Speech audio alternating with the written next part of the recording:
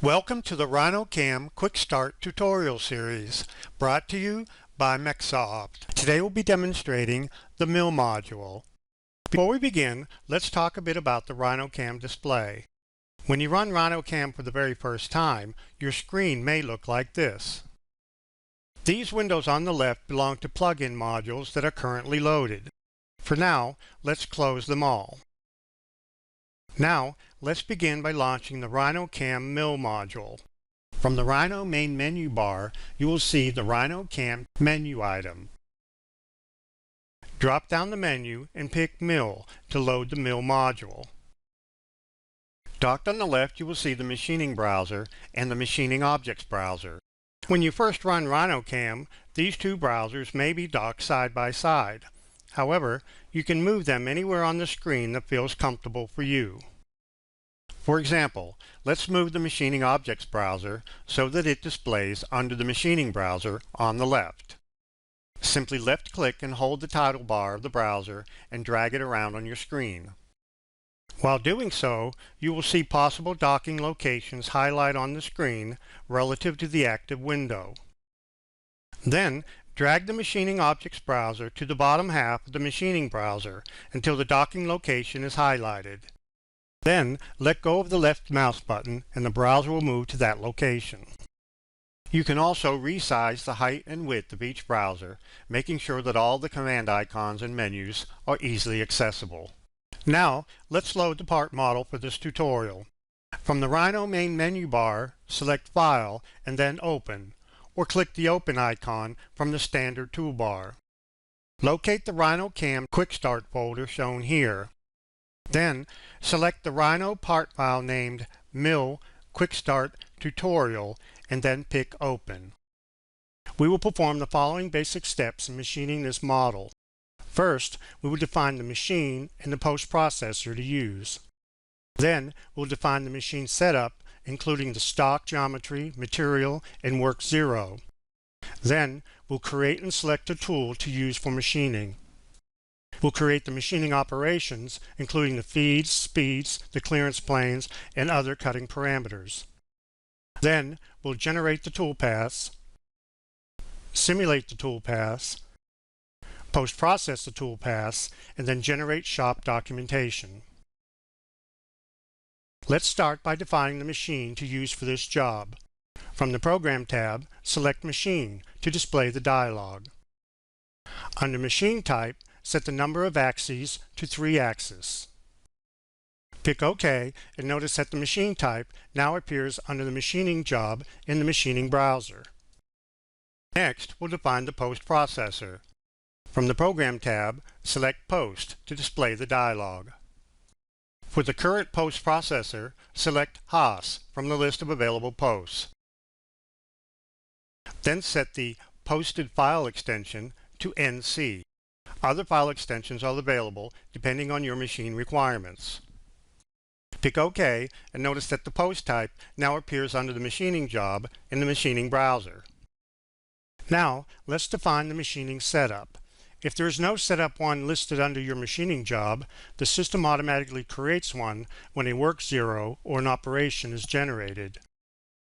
However, by default, the MCS, or Machine Coordinate System, is already aligned with the WCS, World Coordinate System, so this step is not required for this part. However, in production, you can have multiple setups and assign different machining orientations for each. In this step, we'll define the raw stock from which to cut the part. From the Program tab, select Stock, and then select Box Stock from the menu to display the dialog.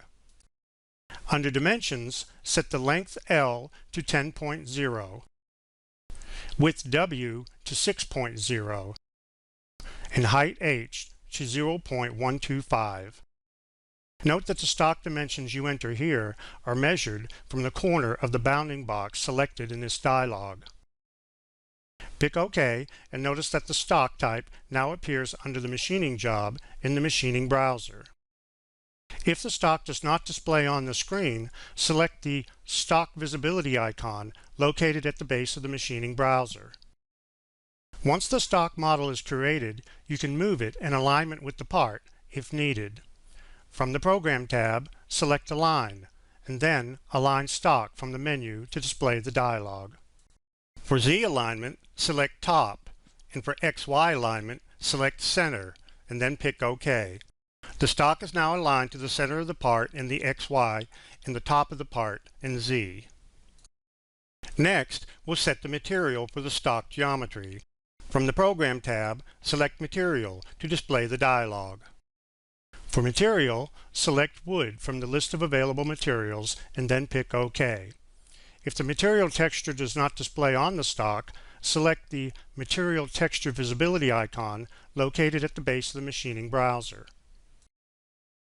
Now that the stock is aligned to the part geometry, in this step we will establish the work coordinate origin. This location defines the 0 point from which all toolpath points are interpreted by the controller. From the Program tab, select Align, and then Set World CS. Then select Set to Stock Box. Then set 0 Face to Highest Z and 0 Position to Southwest Corner. This sets the machine home to the top of the stock material and the southwest corner of the stock geometry. Pick OK, and the part and stock geometry are now transformed to the World Coordinate Origin, or WCS. Alternatively, you can use Work 0 to set the work coordinate origin. Instead of moving the part and stock to the WCS origin, this moves the machine coordinate system origin to the specified location. From the Program tab, select Work 0 to display the dialog. Select Set to Stock Box. Then set 0 Face to Highest Z and 0 Position to Southwest Corner. This sets the machine home to the top of the stock material in the southwest corner of the stock geometry. Now pick Generate and notice that the MCS is translated and that the Work 0 now appears under Setup 1 in the machining browser. To machine the part, we will now create a 1/2 inch flat end mill. From the Tools tab in the Machining Objects browser, select Create Edit Tools to display the dialog. Select the Flat Mill tool icon. Then set tool name as Flat Mill -0.5 in the tool diameter to 0.5. Under the Properties tab, set Material to HSS and set the tool number to 1. Now switch to the Feeds and Speeds tab and pick Load from File to display the dialog. From here, set Stock Material to Wood and Tool Material to HSS. Pick OK, and the computed cut feed rate and spindle speeds are transferred to the Speeds and Feeds tab of the Tool dialog. Now pick Save as New Tool. The tool is created and listed under Tools in Session on the left. Pick OK to close the dialog. Notice that the new tool is also listed under the Tools tab of the Machining Objects browser. Now we're ready to create our first profiling operation. From the Program tab, select 2-axis and then Profiling from the menu of 2-axis operations. This will display the 2 1/2 axis profiling operation dialog.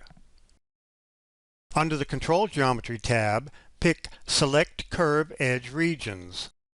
The dialog is minimized and allows you to select 3 inside hole features to machine. Select the first region by picking the top edge of the larger center hole. Repeat this step for the 2 smaller hole regions. Press Enter or right-click to end the selection. The 2 1/2 axis profiling dialog comes back up, displaying the selected drive regions. They are also highlighted on the part. Notice that selecting a drive region from the list highlights the corresponding surface edge curve on the part. Now we switch to the Tool tab of the dialog. Select Flat Mill 0.5 under Tools. The 0.5 inch flat end mill is now selected as the active tool. Note that the tool parameters of the currently active tool are always displayed in the status bar at the bottom of the Machining Objects browser. Now switch to the Feeds and Speeds tab. Select the Load from Tool button. RhinoCAM will retrieve the feeds and speeds parameters that were set when the tool was defined and associate them with the current operation. Next, we'll switch to the Clearance Plane tab. Set the clearance plane definition to Automatic and the Cut Transfer method to Clearance Plane. In the Automatic mode, RhinoCAM will determine a safe Z height for locating the clearance plane. Setting the Cut Transfer method to Clearance Plane will force all transfer moves to be performed in this determined clearance plane. This dialog is active, the clearance plane is shown on the graphic screen. Now we switch to the Cut Parameters tab to control the cutting. Set the stock to 0. This means that we will not be leaving any thickness on the part after machining.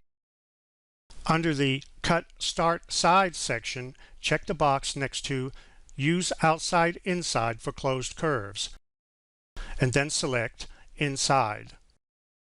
Alternatively, you could use the Determine Using 3D Model option. In this case, RhinoCAM would use the 3D model to determine which side of the curve to place the cutter for machining. Now, select the Cut Levels tab and set Location of Cut Geometry to At Top. Enter 0.125 for the total cut depth. The cut depth is always set as an absolute value. This automatically sets the rough depth and rough depth per cut to 0.125. Next, we select the Entry-Exit tab. Entry-Exit parameters control how the cutter will engage material as it begins cutting and how it leaves the material as it completes cutting. Set entry and exit motions to none. Now pick Generate. The 2 1/2 axis profile toolpath is generated and the operation is listed under Setup 1 in the machining browser. The toolpath is also displayed in the graphic screen. Note that the display of the toolpath in the graphic screen can be turned on and off by selecting the toolpath visibility icon located at the base of the machining browser. The new toolpath can now be simulated to display the in-process stock model. Switch to the Simulate tab at the top of the machining browser. Under Preferences, uncheck Simulate by Moves and adjust the slider to set the simulation speed and then select Play from the Simulation tab. Additional simulation controls are available on the menu, such as stop, pause, etc. To view the cut model with textures applied, select the Material Texture Visibility icon located at the base of the machining browser. Now, we will turn our attention to machining the outer profile of the part. Again, we will create a simple profile toolpath, this time around the outer periphery of the part. Switch to the Program tab in the machining browser. Select the 2 1/2 axis profiling operation we just created. Right-click on the selected operation and select Copy. Now, right-click again and select Paste. This creates a copy of the operation and places it below the original in the machining browser. Now, right-click on the second operation and pick Edit to adjust its parameters. Pick Remove All under the Control Geometry tab. Now pick Select Curve Edge Regions.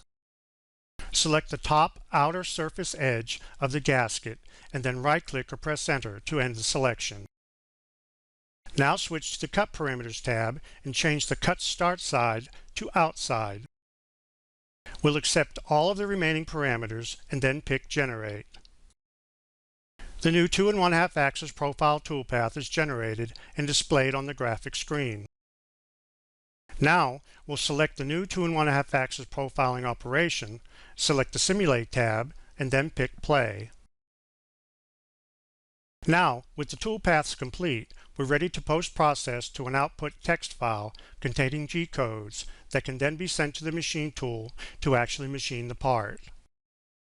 Select Setup 1 from the machining browser and right-click and select Post. This will post all operations created under the setup. By default, the part file name and the setup name are appended for the G-code file name.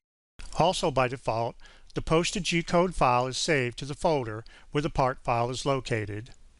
Now pick Post, and the G-code file is displayed in Notepad, where it can be viewed or edited manually. Now close Notepad. At any time, you can create an informational report of your machining operations. Switch to the Program tab in the Machining browser. Select Setup 1. Right-click and select Information to display and print the report. This dialog provides an estimate of the machining time required for the operations in the setup. You can perform the same right-click sequence on the machining job to determine the estimated machining time for all setups. Now pick OK to close the information dialog. You can also create a setup sheet by generating a shop document. This is typically used to instruct machine operators on how to set up and machine the part on the CNC machine. Select Setup 1. Right-click and select Shop Documentation. Select Template 1 and then click Save. This creates an HTML-based shop document that can be viewed in a web browser. You can perform the same right-click sequence on the machining job to generate shop documentation for all setups. This completes the Quick Start tutorial of the RhinoCAM mill module. For further assistance, you can visit the online help supplied with the program or visit www.mecsoft.com for additional tutorials. Thank you.